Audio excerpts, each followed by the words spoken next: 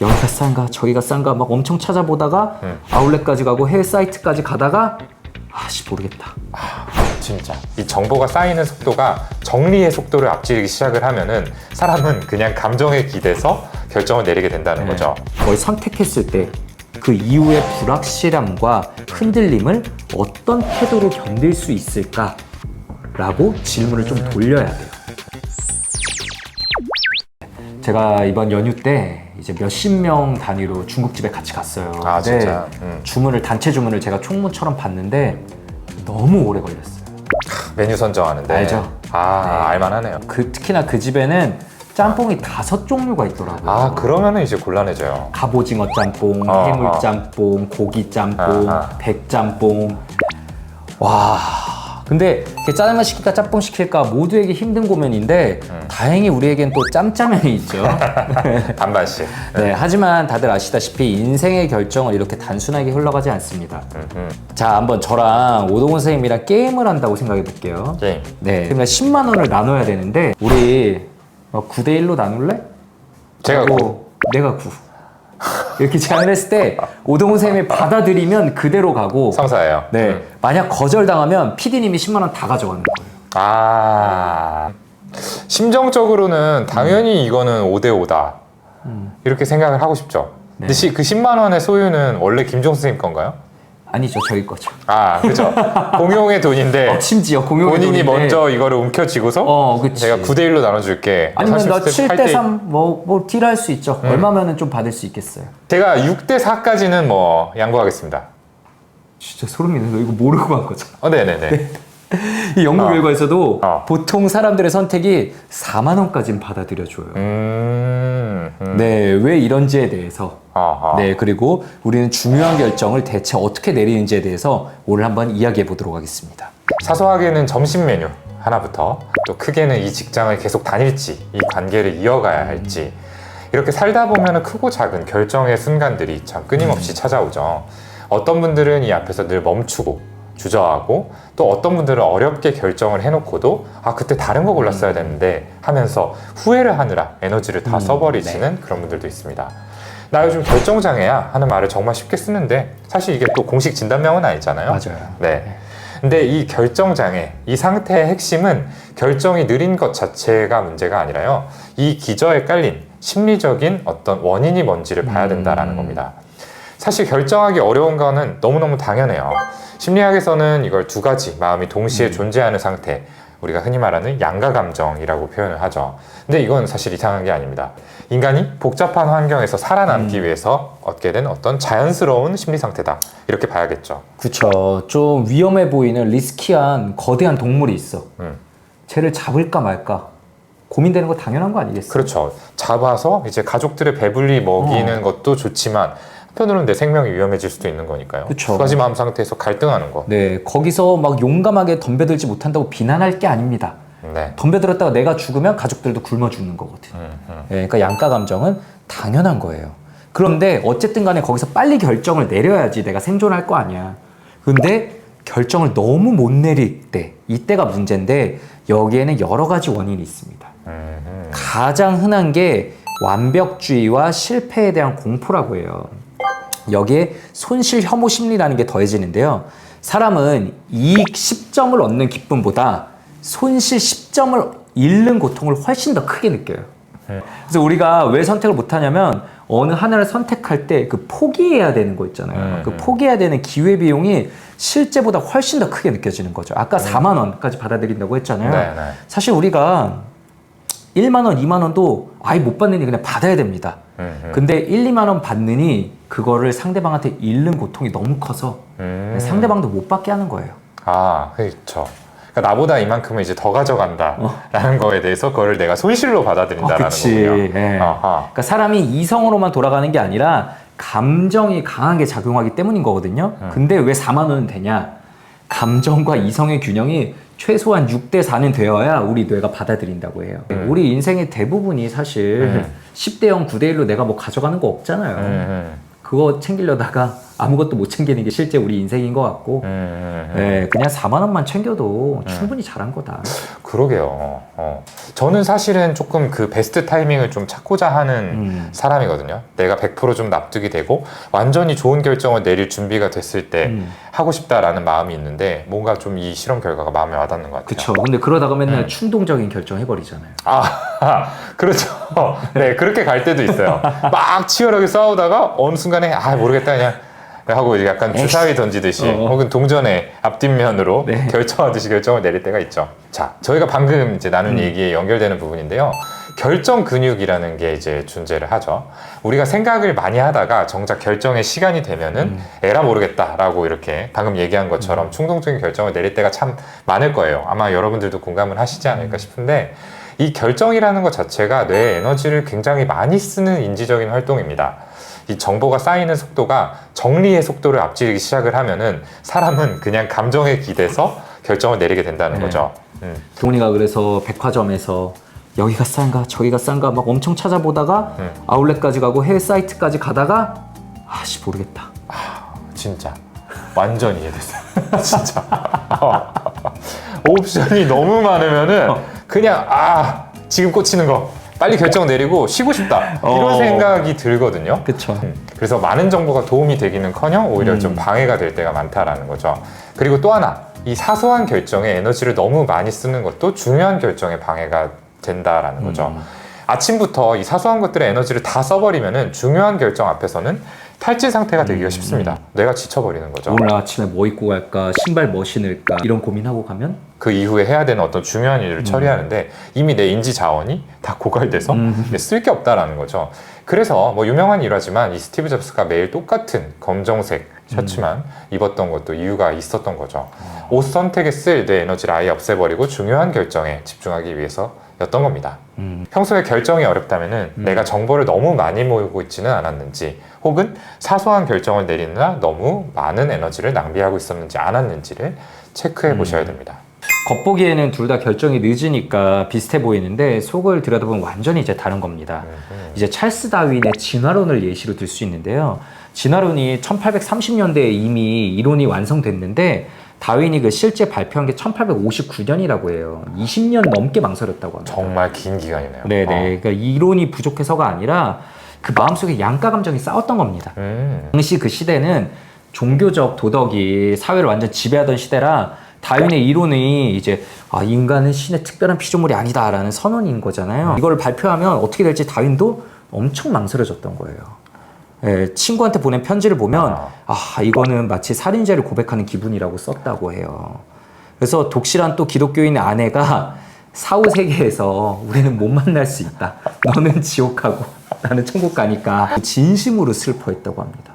자, 결국에는 이 다윈의 후배 과학자인 월리스가 유사한 이론을 발표하려고 한다는 소식을 듣고서야 결단을 내렸다라고 합니다. 어쨌든 그 20년이 결과적으로는 이 이론을 더 단단하게 만들고 뭐 학계, 대중이 또 받아들일 수 있는 어떤 사회적 변화를 위한 숙성의 시간이 됐다라고도 볼 수 있겠죠. 네, 요거는 또 신중함이다 이렇게 생각을 해볼 수 있을 것 같아요. 네. 더 나은 결과 그리고 이제 본인 스스로 좀 정리가 되는 어떤 그 시간을 갖기 위해서 능동적으로 결정을 좀 유보를 한 거죠. 네, 더 좋은 결과가 나왔다. 네. 결국 그 시간 숙성시키면서 증거들을 더 모으고 고민은 됐지만요. 네. 그래도 결정장애 아니야? 이렇게 느끼실 수 있는데 결정장애는 좀 다릅니다. 저희가 양궁 선수를 한번 예시로 들어볼게요. 신중한 선수는 조준이 안정됐다고 느끼는 순간 시위를 놓습니다. 그동안의 대기 시간은 이제 마치기 위한 어쩔 수 없는 필요한 시간이었던 거죠. 반면 결정장애 상태에 빠지면은 더 완벽한 순간, 됐다고 느끼는데도 기다리다가 계속 버팁니다. 근데 그 시간이 길어질수록 어떻게 되겠어요? 팔에 힘 들어가고, 그죠. 미세한 떨림이 생기고, 역설적으로 완벽하게 쏘려고 기다리다가 조준이 더 흔들리고, 안 좋은 결과가 나오게 되죠. 그러니까 더 숙성시켜서 더 좋은 결과를 얻어내기 위한 신중함이 아니라, 충분히 나왔음에도 망설이면서 기다리다가 결국은 더 안 좋은 결과를 만들어내는 거. 이게 우리 결정장애라고 볼 수 있는 거죠. 대표적으로 이런 것들이 있습니다. 제가 좀 마음에 망설임이 있어요. 좀 이직을 해야 될 것 같고 근데 이직하자니 좀 불안해. 이제 좀 고민되니까 친구한테 상담을 하러 갔는데 우리가 상담하다 보면 내심 느껴지잖아요. 얘가 결국 뭘 바라는지. 그죠. 들어보니까 하고 싶어 하는 것 같아. 이 사람 건 뭐라고 할 것 같아요? 근데 내가 생각했을 때는 그래도 지금 회사보다 그 회사 조건이 더 좋아 보이는데 이직하는 게 좋을 것 같다. 이런 식으로 어쨌든 힘을 좀 더 실어주려고 하겠죠. 그쵸. 근데 결정장애가 있는 경우에는 이 얘기를 들으면은 나 아무리 생각해도 남아야 될 것 같아. 너 말 들으니까 왠지 더 불안하고 남는 게 낫지 않을까? 그럼 어떤 생각이 들어요? 뭐 하자는 거야? 왜 물어봤어? 이런 생각이 들죠. 그쵸. 네네. 우리가 근데 살려보면은 아마 이런 경험 되게 많이 해보셨을 거예요. 그러게요. 네. 주변에서 뭔가 한쪽 선택을 강하게 밀어주면 오히려 반대쪽 마음이 더 강해지는데 이게 균형을 맞추려는 심리적 본능이라고 하지만 그래도 사실은 여기서도 지지해주고 나도 원하면은 가야 되잖아요.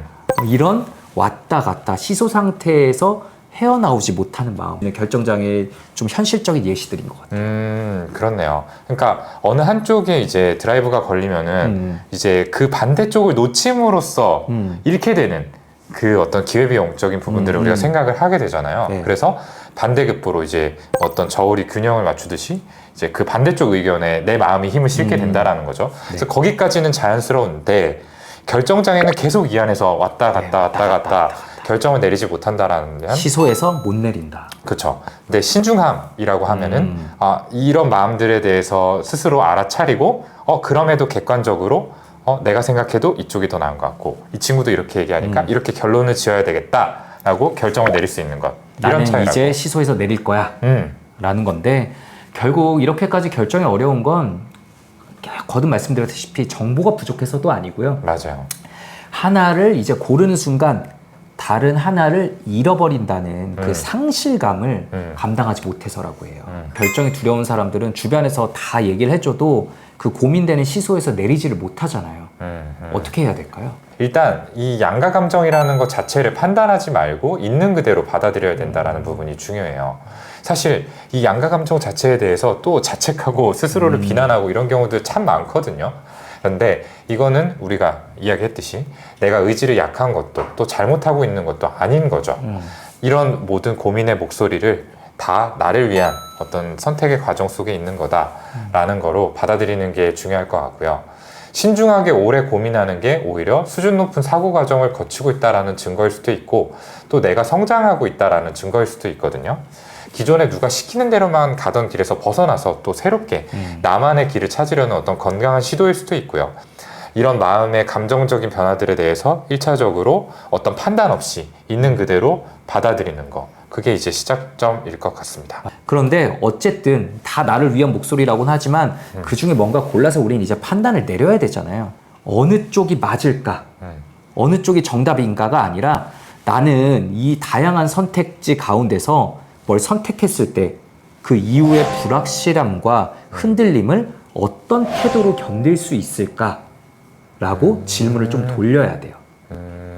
정답 찾기가 아니라요. 어떤 선택을 하더라도 완전히 후회가 없을 수는 없죠. 그런데 이 후회라는 것들을 어떻게 좀 회복적으로 다루느냐라고 했을 때 그런 방법들은 분명히 존재를 합니다. 같은 선택을 해놓고도 그리고 또 그 선택이 조금 잘못됐다라는 거를 알아차렸을 때 어떤 사람들은 빠르게 일상으로 돌아오고 어떤 사람들은 오랫동안 자기 자신을 몰아붙이잖아요. 그런데 그 차이가 단지 선택의 결과 그게 포지티브 아니야 네거티브 아니야 한 차이 때문만은 아니죠. 네, 이 선택이 똑같이 조금 부정적인 결과를 낳는다라고 하더라도 어떻게 해석하느냐 그 방식의 차이가 이 차이를 만든다라고 할 수 있겠어요. 자, 대표적으로 우리가 어떤 선택에 대해서 대처하는 방식 중에 하나가 반추라는 것이 있습니다. 소가 삼킨 여물을 다시 끌어올려서 되새김질을 하듯이 이미 끝난 선택들에 대해서 머릿속으로 계속 되돌려보는 거예요. 삼성 안 팔았어야 되는데. 그렇죠. 그때 하이닉스 샀어야 되는데. 네. 이런 거죠. 새로운 정보는 추가되지 않고 똑같은 생각을 계속 하고 또 하고 또 하는 거죠. 근데 이 연구에서 반추라고 하는 이 대처 방식은 분노, 우울을 심화시킨다라는 게 거의 정설이에요. 이 반추는 저절로 멈추는 게 참 힘들어요. 자동으로 스위치가 내려가지는 않는다라는 건데요. 그래서 의도적으로 좀 끊어줄 필요가 있습니다. 이때 중요한 포인트가 주의를 외부 세계, 바깥으로 돌려야 된다라는 거죠. 잠깐 일어나서 걷거나 주변에서 파란색 물건 3개 찾기라는 식으로 감각을 의도적으로 외부 세계에 집중하려는 노력들이 필요하고요. 이런 전환 과정만으로도 반출을 좀 끊어줄 수 있습니다. 마크 저커버그가 머리가 복잡할 때 서핑을 한다라고 했어요. 네, 같은 원리입니다. 파도 위에서 우리가 균형을 잡는 동안에 다른 생각을 할 여지가 없잖아요. 네. 저도 비슷하게 아침에 이렇게 유산소성의 운동을 하게 되면은 이게 너무 힘들다 보니까 다른 생각이 좀 끼어들지 못하는 것 같아요. 그래서 저도 뭐 알다시피 좀 생각이 많고 맞아요. 반추를 좀 하는 스타일인데 그 순간만큼은 잠깐 반추가 끝나고 났을 때, 운동이 끝나고 났을 때 뭔가 좀 개운하다라는 이런 느낌을 받게 되는 것 같습니다. 저랑 허경쌤이랑 너무 궁금했거든요.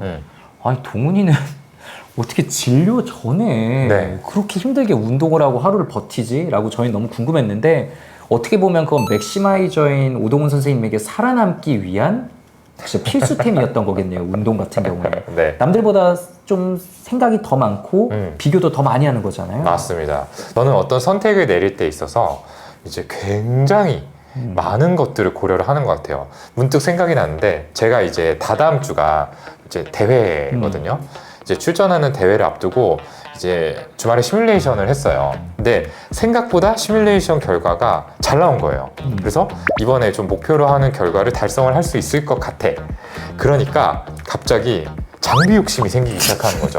그래서 내가 지금 여기서 카본 플레이트가 들어있는 운동화를 신는다면 러닝 기록을 단축하면서 목표로 하는 기록보다도 한 3분쯤 당길 수 있지 않을까라는 어떤 긍정 회로를 돌리기 시작하면서 신발을 검색하기 시작을 합니다. 근데 알다시피 요즘 대러닝의 시대라서 모든 브랜드가 다 운동화를 내놔요. 정말 다양한 스펙의 운동화가 시즌별로 계속 나오거든요. 그리고 디자인과 색깔이 정말 다양해요. 그리고 구매처마다 굉장히 다 혜택과 금액이 다르죠. 그날 이제 초록창 검색 내역을 보니까 운동화 이름과 이런 검색이 한 30개에서 40개 정도가 되어 있는 거예요. 계속 검색만 한 거죠. 이런 맥시마이저들은 네. 어떤 고른 거의 장점보다 선택하지 않은 거의 장점을 끊임없이 비교한다고 해요. 네. 그래서 사놓고도 저걸 샀으면 더 좋았을 텐데 라는 반추가 머릿속에 끝나지 않는 거고요. 그래서 과거 연구를 보면 아이비리그 졸업생들을 이제 조사해봤더니 맥시마이저 성향인 학생들이 취업 과정에서 더 좋은 조건의 직장을 얻었다고 해요. 자기를 이렇게까지 몰아붙이고 알아보니까. 그런데 문제는 막상 입사 후에 만족도는 더 낮았다고 해요. 입사 이후에도 저 길 갔더라면. 너무 와닿아요. 왜냐하면은 제가 신발을 샀어요. 결국에는 그 선택 과정을 통해서 사고 난 다음에 잘못 샀다라는 생각이 들기 시작을 한 거예요. 진짜로. 이게 최적의 선택이 아니었네? 라는 거를 문득 생각하게 된 거죠. 그래서 뭔가 이 신발의 장점을 찾기 위해서 이게 정말 괜찮을까를 계속 검색을 하는데 그럴수록 뭔가 부정적인 단서들만 계속 걸러지는 거예요. 이거는 망한 선택이다. 나 지금 25만 원 날렸다. 새로 사야 되나? 계속 나 지금 그 생각만 했어.